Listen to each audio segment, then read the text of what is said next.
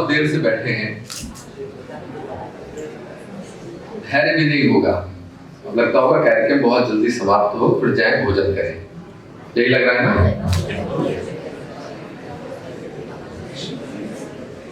परंपरा के अनुरूप हमारे मंच पर विराजमान इस प्रतिष्ठान के जो शैक्षिक प्रतिष्ठान है उसके जो प्रबंधक महोदय हैं श्री अजीत अग्रवाल जी,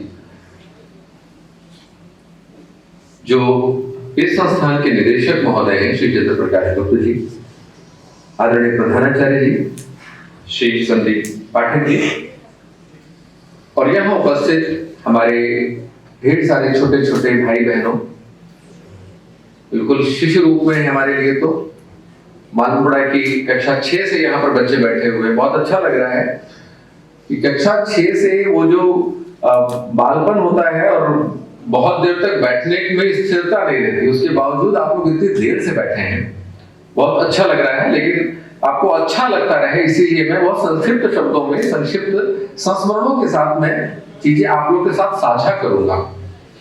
मुझे भी बताया गया कि आप में से बहुत सारे बच्चों के अभिभावक भी बैठे हुए हैं यहाँ पर, विद्यालय के आचार्य और शिक्षिका सभी बैठे हुए हैं। मैं सभी का अभिनंदन करता हूँ, सभी का स्वागत करता हूँ, सभी का धन्यवाद करता हूँ। मैं लखनऊ में रहता हूँ, जैसा आप लोगों को बताया गया, देश भर में जाता रहता हूँ।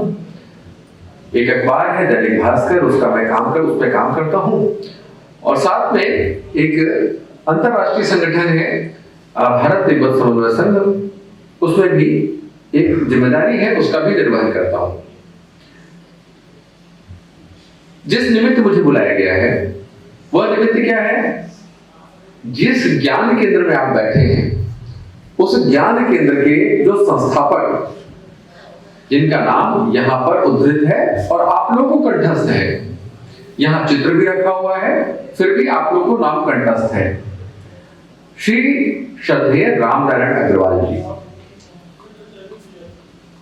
मैं चूंकि उनके सानिध्य में रहा और मैं ये भी मानता हूं उनके द्वारा स्थापित किए गए, अगर इस प्रतिष्ठान में आप पढ़ रहे हैं, आप शिक्षा हासिल कर रहे हैं, ज्ञान हासिल कर रहे हैं, तो आप भी उनके कुटुंब के सदस्य हैं। मैं महज 4 वर्ष तक उनका सानिध्य पाने का सौभाग्यशाली हूं। सन 87 में हाई स्कूल करके किसी दूसरे जिले से मैं यहां आया था। बड़े भैया यहां पर सेवा में थे और उनके साथ 4 वर्ष यहां रहा। 90-91 के दौरान मैं यहां से लखनऊ चला गया। लेकिन कहते हैं ना कि जब आप कहीं रहते हो, यहां नहीं बल्कि जहां भी रहते हो, 24 घंटे में रहने के दौरान जो लोग भी आपके सानिध्य में आते हैं, कहीं ना कहीं आपको कुछ ना कुछ अनुभव करा के जाते हैं, बशर्ते आप उनसे कुछ ग्रहण करना चाहो, आप उनको स्मृति में रखकर उनसे अच्छी चीजें सीखना चाहो। ये 4 वर्ष मेरे जिस प्रकार से बीते उसमें मुझे बहुत अच्छे लोग मिले। कानपुर की धरती प्रबल ऊर्जा की धरती है।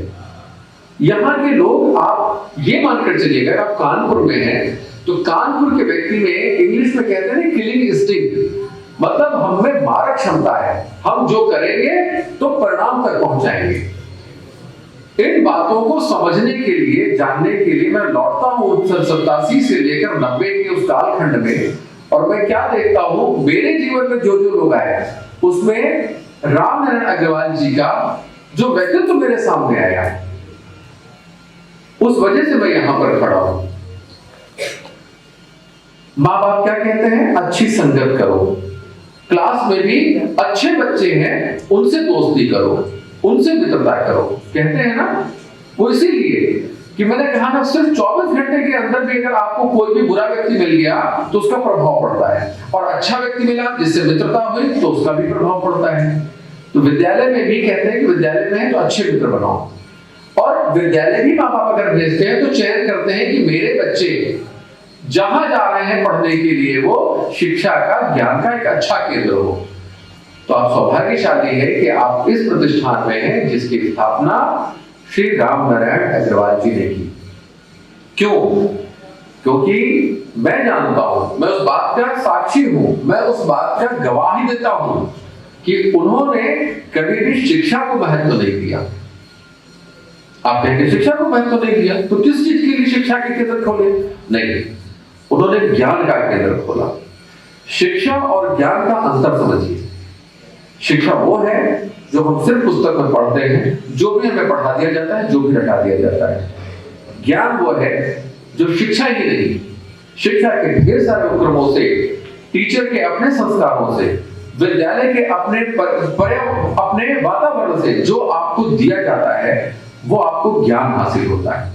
और मुझे बहुत अच्छा लगा जिस प्रकार से जो शिशु मंदिर की परंपरा के आधार पर यहां सरस्वती वंदना हो रही है। आपको मालूम है मां सरस्वती का क्या योगदान है हमारे जीवन में? मां सरस्वती का वो योगदान है जो किसी अन्य देवी देवता का योगदान नहीं है अपने जीवन में। हम लोग के जीवन का क्या लक्ष्य होता है? बहुत पैसा कमा ले, धन उपार्जन कर ले, हम ऐसी कोई नौकरी में चले जाएं जहां बहुत धन आता हो।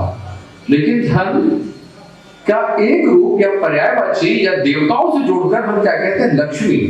लक्ष्मी धन की देवी है, ये कहते हैं ना, तो कहते हैं लक्ष्मी जी की पूजा कर लो, धन आ जाएगा। लेकिन धन रुकेगा कैसे? लक्ष्मी तो चंचला है। लक्ष्मी जी का पूरा व्यक्तित्व अगर पढ़ें तो आज लक्ष्मी हमारे पास है, कल किसी और के पास चले गई। धन प्रचलन में रहता है, रुकेगा कैसे? जब ज्ञान रहेगा। और ज्ञान कहां से आएगा? मां सरस्वती से आएगा। विवेक कहां से आएगा? मां सरस्वती से आएगा। आपको बता दूं, ये बहुत कम लोग जानते हैं कि उन्होंने ज्ञान की पूजा की थी जिन्होंने इस ज्ञान के केंद्र की स्थापना की। ऐसे श्रद्धेय रामनारायण अग्रवाल जी जब जीवन से जा रहे थे तो उनके जीवन में अंतिम देवी कौन थी? मां सरस्वती। और कभी भी ये ध्यान रखिएगा, लक्ष्मी का चाहे जितना पूजन कर लीजिएगा, लक्ष्मी भी तभी रुकेगी जब आपके जीवन में मां सरस्वती की कृपा होगी। तो मां सरस्वती की कृपा आपको ये केंद्र दे रहा है, आप सौभाग्यशाली हैं। और इस नाते मैं ये कहता हूं, मैं 3-4 सत्संग मैं ध्यान कर रहा था, मैं गाड़ी में लिख भी रहा था, 3-4 सत्संग मुझे ध्यान भी आते हैं उनके। मुझे ध्यान है कि अभी आप लोगों ने देखा होगा श्री राम लला अपने मंदिर में विराजमान हो गए ना? किसने किसने टीवी पर देखा? सभी ने देखा। कैसा लगा? अच्छा लगा, बहुत अच्छा लगा ना? आप लोग उस समय पैदा भी नहीं हुए थे जब उस मंदिर की स्थापना के लिए, रामलला के लिए, कि मंदिर पुनर्स्थापित हो जाए, उनकी एक अच्छी सी मूर्ति बन जाए, वहां पे विग्रह के रूप में विराजमान हो, एक बहुत बड़ा आंदोलन खड़ा हुआ था इस देश में। उसको बोलते हैं श्री राम जन्मभूमि आंदोलन। राष्ट्रीय स्वयंसेवक संघ एक संगठन है, उसको आप लोग जानते होंगे, अगर अखबार पढ़ते हैं तो जानते होंगे, अगर घर के पास में कहीं शाखा लगती होगी वहां जाते होंगे तो जानते होंगे, और नहीं भी जानते होंगे तो मित्रों के मुंह से सुना होगा, परिवार में सुना होगा। उस आंदोलन को राष्ट्रीय स्वयंसेवक संघ ने खड़ा किया। उसके ढेर सारे और भी विभाग हैं और भी अनुषंगिक संगठन, यानी उसकी बहुत सारी सब्सिडरी ब्रांचेस हैं, उन लोगों ने मिलकर खड़ा किया। लेकिन उसको खड़ा करने के पहले एक आंदोलन और हुआ था, एकात्मता यात्रा। एकात्मता यात्रा क्या थी? इस देश में हम नदियों को क्या मानते हैं? माँ कहते हैं ना। गंगा को क्या कहते हैं? गंगा माँ। यमुना को क्या कहते हैं? माँ। तो गंगा अगर माँ है तो उसको हम लोग कैसे जोड़े जीवन से और अपनी नदियों की रक्षा कर सके। अपनी संस्कृति में नदियों का बहुत महत्व है और इसीलिए अपने क्या कहते हैं, नदियों में जाइए, स्नान करिए तो पुण्य मिलेगा। हम माँ के आंचल में जाकर वहां स्नान करते हैं तो पुण्य मिलता है। आपको मालूम है वो जो राम जन्मभूमि का आंदोलन खड़ा हुआ, उसके पहले जो एकात्मता यात्रा शुरू की गई, उसमें जिन लोगों की परिकल्पना थी, जिन लोगों ने सोचा था कि ऐसे अगर वास्तव में राम जन्मभूमि के लिए आंदोलन खड़ा करना है तो उसके लिए एकात्मता यात्रा होनी चाहिए। पहले हम टटोल लें, अपने समाज को टटोल लें कि वास्तव में कितने लोग हमसे जुड़ पाएंगे, देश में किस प्रकार का आंदोलन खड़ा किया जा सकता है। तो जो बहुत चुनिंदा लोग थे जिनके दिमाग में विचार आया, उसमें से कौन कौन लोग जो थे प्रमुख थे वो भूल जाइए, लेकिन आपके संस्थापक श्रद्धेय रामनारायण अग्रवाल जी भी एक उन प्रमुख व्यक्तियों में से एक व्यक्ति थे जिनके मन में था कि इस प्रकार का आंदोलन तभी सफल हो सकता है जब धरातल पर हम कुछ और चीजों को, सांस्कृतिक प्रतीकों से लोग जोड़ लें।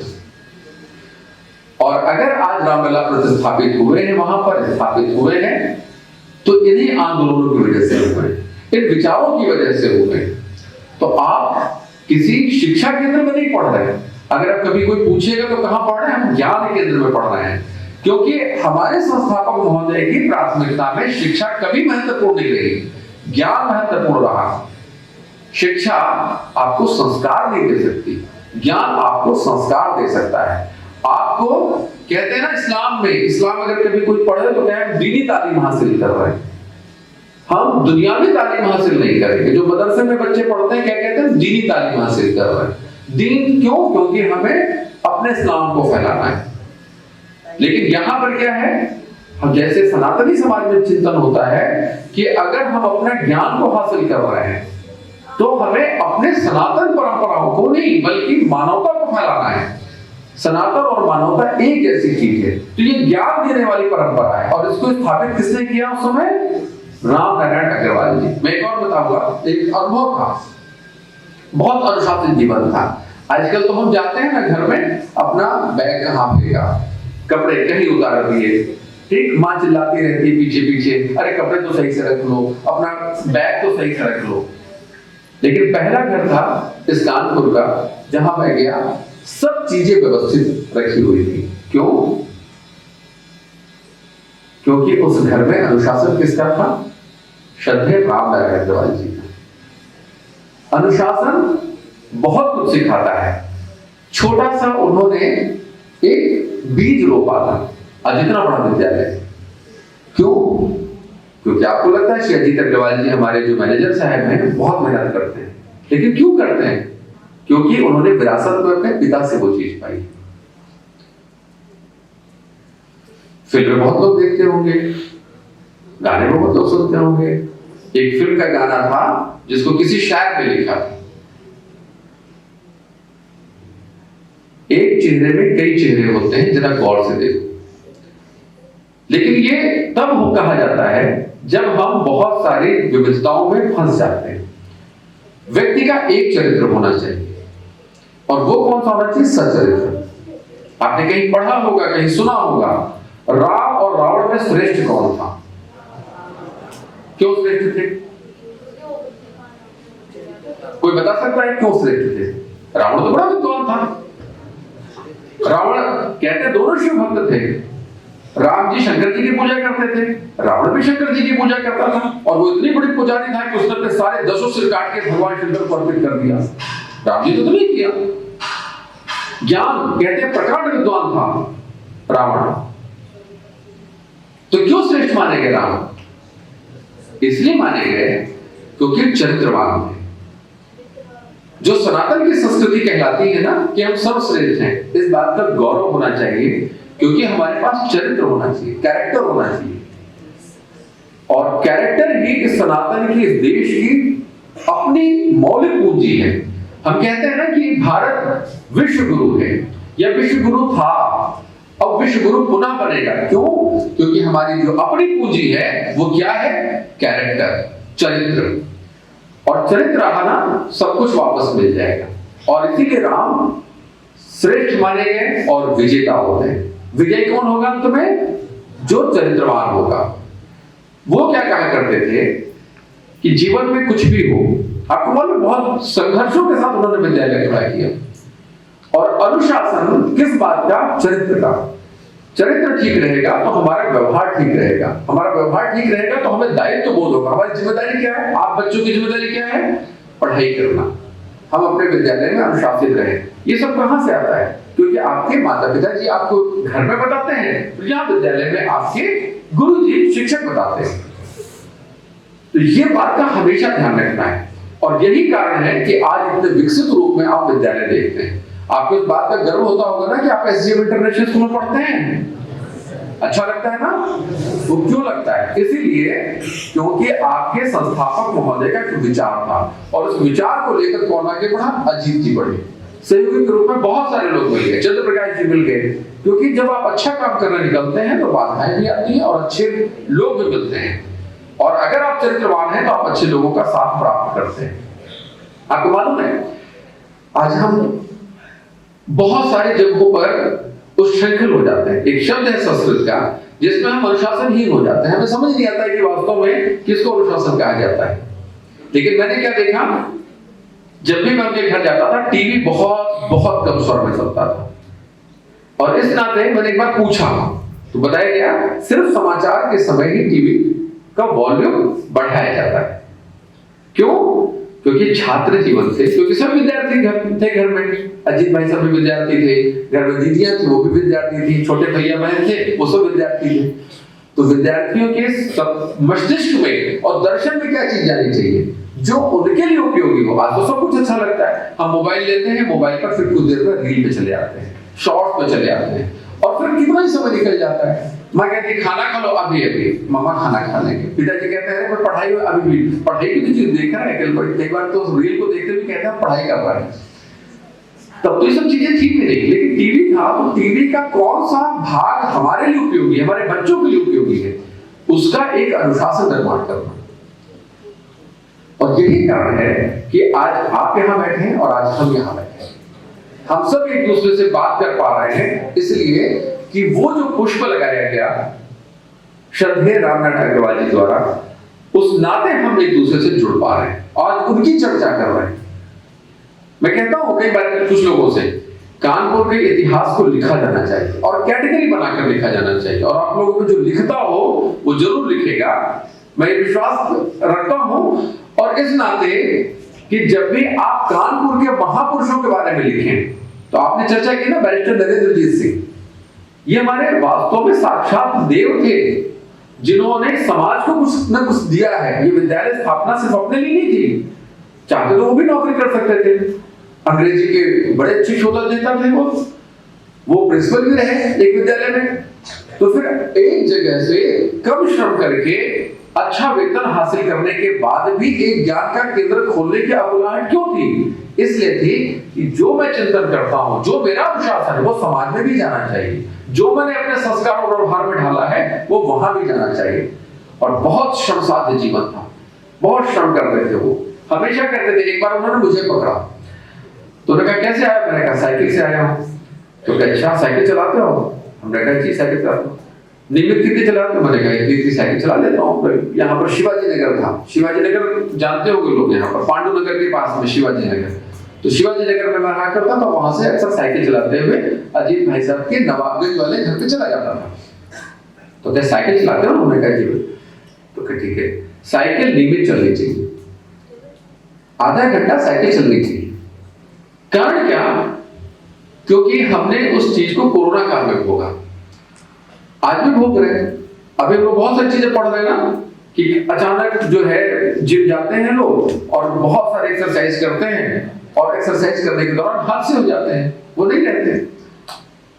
जीवन में किसी भी चीज की निरंतरता रहनी चाहिए। कोरोना काल में हम सब घर बैठ गए थे, हम कहीं बाहर नहीं जा रहे थे, श्रम हमारा कम हो गया था। प्राकृतिक जीवन क्या कहता है कि पढ़ना भी है, भोजन भी करना है, हर चीज का संतुलन रखते हुए हमें श्रम भी करना है। तो क्या कहना था, ठीक है आप योग नहीं कर पाते, आसन नहीं कर पाते, आप साइकिल ही चलाइए, लेकिन नियमित आधे घंटे आप साइकिल चलनी चाहिए। छोटी छोटी बातों को किसी और के जीवन में उतार कर उसका जीवन ठीक हो जाए, ऐसे थे हमारे रामनारायण अग्रवाल जी। वो व्यक्ति थे नहीं, वो पुरुष थे, हम इस बात को नहीं मानते, महापुरुष थे। और इसलिए हम कहते हैं कि जब भी लिखना हो, यहाँ के इतिहास लेखन की जब भी बात हो, जिसको भी लिखने की आदत हो, आप देख लीजिए अपने घर के अगल बगल, अपने मम्मी पापा से पूछ लीजिए कि आप हमें बताइए कि हम कानपुर में रहते हैं, कानपुर के कुछ महापुरुषों के बारे में बताइए। जो वो बता रहे हैं वो भी लिखिए, और आप इनको भी लिखिए। एक नाम उन्होंने बताया था ना बैरिस्टर साहब का, उनको भी लिखिए। शिक्षा केंद्र में उन्होंने भी बहुत सारे यहाँ पर ढेर सारे कॉलेजेस की शुरुआत की। वो तो बैरिस्टर थे, इंग्लैंड से पढ़कर आए थे, चाहते तो अंग्रेजों के साथ में रहकर वहां पर हजारों रुपए, उसमें तो 1000 रुपए बहुत होते थे। जिस समय अंग्रेज थे उस समय एक थाना इंचार्ज को कितनी तनख्वाह मिलती थी? 7 रुपए 8 रुपए। और वो बिल्कुल आज के जो पुलिस कप्तान होते हैं एक जिले के, उससे भी ज्यादा हैसियत वाला समय कप्तान थाना इंचार्ज हुआ करता था। और 7-8 रुपए में तो 40 का परिवार भी हुआ, 40 लोग उसके परिवार में, तो उससे उसका जीवन यापन हो गया और बच भी गया, इतना पैसा था। तो हजारों रुपए पा सकते थे बैरिस्टर साहब, लेकिन वो वहां नहीं गए देश की सेवा करने की। ऐसे ही श्रद्धेय रामनारायण अग्रवाल चाहते तो वो कोई भी अच्छी नौकरी कर सकते थे, नौकरी की भी उन्होंने, लेकिन उनके मन में जितनी विषय थी कि हमें समाज को अच्छा देना है, समाज के लिए कुछ अच्छा करना है। और इस नाते अपने जीवन को उन्होंने बिल्कुल कहते हैं अपने जीवन को उन्होंने यातना दी, अपने जीवन में तपस्या की। कोई भी चीज बिना तपस्या के परिणाम तक नहीं पहुंचती। आप भी जब बहुत पढ़ाई करते हो तो क्या परिणाम मिलता है? अच्छे अंक मिलते हैं ना। तो क्यों? क्योंकि आपने वो भी तपस्या की। तपस्या के लिए कोई आवश्यकता नहीं कि आप जंगल में जाओ और वहां पे किसी पेड़ के सामने बैठ जाओ तपस्या करो। तपस्या के लिए जो भी आप जीवन में कर रहे हो वो परिणाम तक पहुंचे, इसके लिए श्रमिक के तरीके से, एक मजदूर जिस तरह से करता है कार्य, वैसे ही कार्य करना है, वैसे ही पढ़ाई करनी है। मैं समाज को कुछ अच्छा दे सकूं, एक ज्ञान मंदिर का निर्माण कर सकूं, ये उनके अपने लाक्षण जीवन में था, वो व्यवहार में दिखता था। जब चलते थे फिरते थे तो लगता था कि हाँ कोई ऐसा महापुरुष चल रहा है जो समाज के लिए निर्मित है। और इसलिए उनका जीवन अपना बड़ा कठोर जीवन था। क्यों? क्योंकि वो चाहते थे कि जैसा मैं करूं वैसा दूसरे लोग मेरे जीवन से सीख के करें। कभी किसी को बाध्य नहीं किया, परिवार को तो उन्होंने बाध्य किया, परिवार को निश्चित रूप से बाध्य किया, समय पर सोना है, समय पर उठना है। लेकिन अपना जब घर से बाहर निकल रहे हैं, जिस वेशभूषा में निकल रहे हैं, तो समाज में एक भाव जाता है कि जो व्यक्ति जा रहा है यानी कुछ संत पुरुष लग रहा है, ये तो बड़ा कोई ज्ञानी लग रहा है, हम उससे सीखते हैं। और अच्छे लोग में उठता बैठता है। हम जी जब कभी अपने गली मोहल्ले में निकलते हैं तो अगल बगल के लोग कहते हैं ना, आंटियां कहती है वो देखो कितनी अच्छी बच्ची है, वो जा रही है, उसकी पोशाक देखो कितनी अच्छी है, उसके वस्त्र ही नहीं, उसके जो केश विन्यास कितने अच्छे हैं, बाल उसने कितने अच्छे से बना रखे हैं। हर चीज को हमें अपने सुव्यवस्थित तरीके से प्रस्तुत करने की भी आदत पड़नी चाहिए। मैंने बताया टीवी को वॉल्यूम कम करने की बात। ये क्या सिखाता था कि हम अपने जीवन में जिन चीजों का उपयोग अपने लिए बेहतर तरीके से कर सकते हैं, बस उसका उपयोग करना है। कई बार टीवी ऑन हो गया या कई बार मोबाइल ऑन हो गया तो हम कहां चले गए, हमारा समय नष्ट हो गया, उसका ध्यान देगा। तो समय से हर चीज रहे, इस बात का भी ध्यान रखना है। ज्ञान का केंद्र उन्होंने स्थापित किया। और हम भी अपने जीवन में सिर्फ इस नाते नहीं कि हमारे घर के बगल में रहने वाले डॉक्टर साहब के पास बहुत सारी गाड़ियां हैं, बहुत उनका जो कुछ पैसा है, ये नहीं, हम अपने जीवन को सफल बनाएं, लेकिन सफलता के साथ सार्थक बनाएं। सार्थकता कैसे हो सकती है कि हमारा अपना जीवन अपने लिए ही नहीं बल्कि समाज के लिए काम भी आए, समाज के अन्य लोग भी हमसे अपेक्षा करें कि हम उनके काम आ सकें, ऐसे जीवन का निर्माण करना। ये हमने कहां से सीखा? श्री रामनारायण अग्रवाल जी से। ये बात ध्यान रखिए, कभी निबंध लिखने को आए, हमें तो बहुत अच्छे लगे कि एक पुस्तक भी मुझे मिली जिसमें उनके जीवन, व्यक्तित्व और चरित्र के बारे में सब कुछ लिखा हुआ है। आप लोग के पास भी हो तो उसको पढ़िएगा, ना हो तो अपने प्रधानाचार्य जी से, अपने जो आचार्य जी हैं उनसे मांगकर जरूर पढ़िएगा। और कभी निबंध लिखने को आए तो आप उन पर भी निबंध लिखिएगा। आपको गर्व की अनुभूति होगी कि आप किसी सामान्य व्यक्ति के विद्यालय में नहीं पढ़ते, ऐसे महापुरुष के विद्यालय में पढ़ते हैं। मैं व्यक्तिगत रूप से जाता हूं, आप सब लोग यहाँ पर हैं, आप लोगों के माता पिता जी को मैं धन्यवाद देता हूं कि एक अच्छे विद्यालय में पढ़ा रहे हैं और अच्छे ज्ञान केंद्र में पढ़ा रहे हैं। एक माँ बाप की भूमिका क्या होती है आपके जीवन में, ये ध्यान रखिएगा। और इसके लिए अपने शास्त्रों में क्या कहा गया है। मैं तो रास्ते में बैठ के किसी अपने एक पुरोहित मित्र थे, मैं उनसे पूछ के लिख भी रहा था। हम लोगों ने पढ़ा ना कि अपने यहाँ वेद होते हैं, पुराण होते हैं। पुराण में एक पद्म पुराण आता है। पद्म पुराण में एक श्लोक है, सब लोग उससे जुड़ने का प्रयास करिएगा। आपको लगता होगा पिता बहुत डांटते हैं, माँ बहुत अच्छी है, कई बार लगता है माँ हमारी एक बात सुन भी लेती, समझ लेती है और पिताजी तक पहुंचा देती है। लेकिन पिता की भूमिका क्या होती है उसके बारे में पुराणों में क्या लिखा है? पिता धर्मः पिता स्वर्गः पिता ही परमं तपः पितरी प्रीतिमापन्नो प्रियन्ते सर्वदेवता पितरो यस्य तृप्यन्ति सेवया च गुणेन च तस्य भगीरथी स्नान महन्यजन्य वर्तते। इसका मतलब क्या है? पिता ही धर्म है, पिता ही स्वर्ग है, पिता ही सबसे श्रेष्ठ तप है। पिता के प्रसन्न हो जाने पर संपूर्ण देवता प्रसन्न हो जाते हैं। आप लोग में से कई लोग होंगे जो पिता को दुखी कर देते होंगे। पिता की बड़ी अपेक्षा होती होगी, ये काम कर दो, पापा कल कर देंगे या नहीं करेंगे। ये शास्त्रों में लिखा है। आप लोगों को लगता होगा कि शास्त्र में लिखा है तो शास्त्र पढ़ने वाले लोग जाने, हम तो शास्त्र पढ़ते नहीं, हम तो भौतिकी पढ़ते हैं, हम तो रसायन शास्त्र पढ़ते हैं। लेकिन जब बड़े होंगे ना तब इसका महत्व समझ में आए। और जब तक ये वास्तविकता है, जब तक हम अपने पिता को समझते हैं ना, वो क्षण पिता का इस लोक से उस लोक के जाने का आ जाता है। और तब अपने जीवन में पिता को लेकर बहुत प्रायश्चित बोध होता है। तब लगता है पिता को समझ नहीं पाए। पिता को उसके रहते ही समझने का प्रयास करिए। आप लोग रील देखते हैं, मैं भी रील देख रहा था। सड़क किनारे छोटे छोटे बच्चे बैठे हुए, अचानक वहां एंकर पहुंचता है, पूछता है कि ये बताओ बच्चों, तुम्हारे जीवन में माँ का क्या महत्व है। दार्शनिक जैसा एक बच्चा बोलता है, माँ मुझे बहुत प्यार करती है, दुनिया में सबसे ज्यादा प्यार करने वाली मेरी माँ है। तुम्हें क्या लगता है? दूसरा बच्चा बोलता है, आपको मालूम है अंकल, माँ मेरे लिए वो है जो खुद देख सकती है तो वो मुझे भी दिखाना चाहती है, गोद में ले लेती है। देखो वो वहां तक वो चीज मैं देख पा रही हूं, तुम भी देखो। मतलब जो सुख मैं दुनिया में पा रही हूं, जो खुशी मैं जिन चीजों को देखकर पा रही हूं, तुम भी देखो ना। तो फिर पिता क्या है? कहते तो पिता भी होता है। बच्चे ने कितना अच्छा जवाब दिया कि पिता गोद में नहीं लेता, पिता कंधे पे बैठा देता है।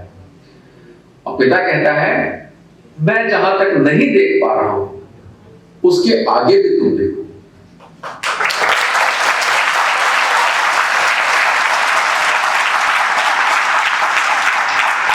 क्योंकि ये वही पिता है जो दुनिया में सबसे लड़ सकता है आपके लिए, लेकिन अपने बच्चों के लिए चाहता है कि मेरे बच्चे मुझसे भी आगे जाए। वो सिर्फ और सिर्फ पिता हो सकता है। और इस नाते मुझे लगता है कि रामनारायण अग्रवाल जी के लिए मैं कह सकता हूं कि सारे बच्चों के बड़े पिता के रूप में। और उन्होंने भी ये चाहा कि मैंने जितना संघर्ष किया, संघर्षशील होते हुए भी हमारे इस देश के बच्चे, हमारे इस कानपुर के बच्चे, जितना मैंने देखा उससे आगे और देख सके, प्रगति कर सके, विकास कर सके। एक पिता ही होता है बहुत खुश होता है, मेरा बेटा, मैं तो मजदूर था, मेरा बेटा आज इतना बड़ा व्यक्ति बन गया। और कोई आवश्यक नहीं है कि आप डॉक्टर इंजीनियर बने, आप जहां रहें। बहुत अच्छी बात की चंद्र प्रकाश जी ने, ये बात उन्होंने हमेशा कही कि जो करो श्रेष्ठता के साथ करो, काम करने का तरीका भी श्रेष्ठता के साथ होना चाहिए और काम का परिणाम भी श्रेष्ठता के साथ हमें मिलना चाहिए।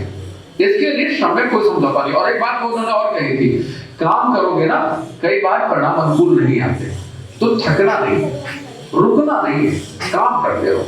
और जीवन में जो आपने प्रकट किया है अपनी इच्छा भगवान के सामने, वो भगवान आपको देंगे, कहीं ना कहीं देंगे, लेकिन रुकना नहीं है। और इस नाते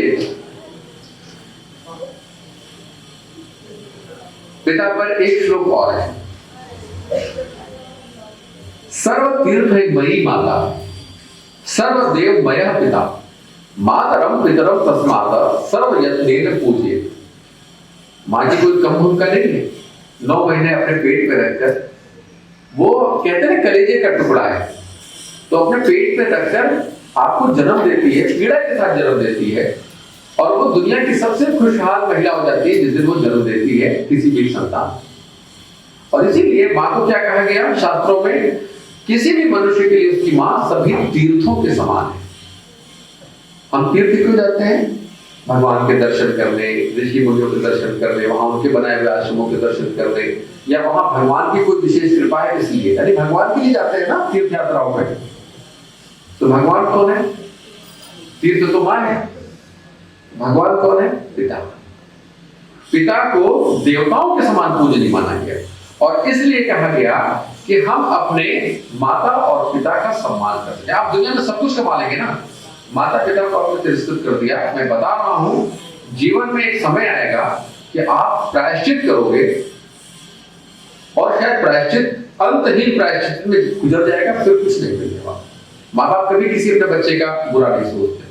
वो तो मैं रामनारायण अग्रवाल जी का भी मैं साधुवाद देता हूँ, धन्यवाद देता हूँ, आभार प्रकट करता हूँ, आज हमारे बीच में नहीं है, लेकिन उनको बहुत अच्छा लगता होगा कि जो उन्होंने बीज रोपा उसके आधार पर उस बीज में आज कितना बड़ा वट वृक्ष की तरह बन गया वो बीज, और सब अच्छे अच्छे बच्चे यहाँ से निकल रहे हैं पढ़कर, ज्ञान हासिल करके, संस्कार हासिल करके। इससे अच्छी और बात क्या हो सकती है। राम जी के बारे में गोस्वामी तुलसीदास जी लिखते हैं, प्रातः काल उठ के रघुनाथा, ये आती चौपाई किसी को, प्रातः काल उठ के रघुनाथा। सबसे पहला काम क्या करते थे, माता पिता गुरु नावई माता, सबसे पहले उठते थे माता पिता को प्रणाम करते थे, और फिर जाके गुरु जहां थे गुरु को प्रणाम करते थे, और उनसे पूछते थे, उनको बताते थे कि आज मेरे दिन में इतने सारे काम है, मैं ये करना है। फिर माता पिता क्या क्या होती थी, गुरु क्या क्या होती थी, तो उस काम में जुट जाते थे और सफलता मिल जाती थी। इसलिए मैं कह रहा हूं, वह पिता जो सिर्फ श्री अजीत अग्रवाल जी के पिताजी, सिर्फ 3 पुत्रों के 2 पुत्रों के पिता नहीं, वो हम सब लेके एक ऐसे पिता के रूप में थे जिनके लगाए हुए बीज ने आज इतने बड़े बड़े वृक्ष का काम किया है, जिसकी वजह से आप हम सब यहाँ बैठे हुए हैं, ज्ञानार्जन कर रहे हैं, और इस ज्ञान को हासिल करने के बाद इस देश के लिए, इस धर्म के लिए कुछ करने वाले। इस बात का गौरवबोध हमेशा रहना चाहिए। और मैं अगली बार कभी भी आऊंगा, मैं पूछूंगा कि उनके ऊपर, उनके जीवन चरित्र पर किसी ने कुछ लिखा है क्या, तो आप प्रण कीजिए, संकल्प लीजिए। ये मैंने कहा ना, ये हमारे इर्द गिर्द, हमारे नगरों में, महानगरों में रहने वाले सिर्फ उनके पिता नहीं है, वो समाज के पिता है, वो हमारे साक्षात देव हैं। और तब जब आप लिखने की शुरुआत करेंगे, अपने मोहल्ले में, अपनी कॉलोनी में जाइए, बड़े बुजुर्गों से पूछिए कि आप अपने समय में किन किन लोगों को जानते थे कि बहुत अच्छे लोग थे, वो जरा उनके बारे में बताइए, तब आपको मालूम पड़ेगा, अरे हमारी विरासत इतने अच्छे लोगों से भरी पड़ी रही है, हमें इतने लोग अच्छे लोग मिले। ये काम करने का भी संकल्प लीजिए। आज उनकी पुण्यतिथि है, 23वीं पुण्यतिथि है, और इस आधार पर मुझे कहने में कोई संकोच नहीं है कि वो भले ही इतने वर्ष पहले गए हों, लेकिन मुझे पता नहीं क्यों लगता है, जब मैं आता हूं मुझे हमेशा लगता है कि उनकी छत्र छाया है। मुझे मतलब अंदर की मैं अनुभूति बताऊं, मुझे लगता है कि वो कहीं नहीं गए, वो यहीं पर हैं, और इस नाते उनको, उनका भी अनुभव करिए कि आज जो भी आप जिस प्रकार का भी यहाँ पर वातावरण पा रहे हैं, ये सब उनका दिया हुआ है। और जीवन में एक संकल्प लीजिए, ये भी संकल्प लीजिए कि सिर्फ डॉक्टर, इंजीनियर और रटे रटाए कुछ व्यवसायों के आधार पर अपना जीवन का निर्माण नहीं करेंगे, बल्कि हम जो करेंगे सर्वश्रेष्ठ करेंगे, और अपने लिए नहीं, अपने देश के लिए, धर्म के लिए, समाज के लिए भी कुछ करेंगे। इन्हीं शब्दों के साथ में ये अपनी वाणी को विराम देता हूं।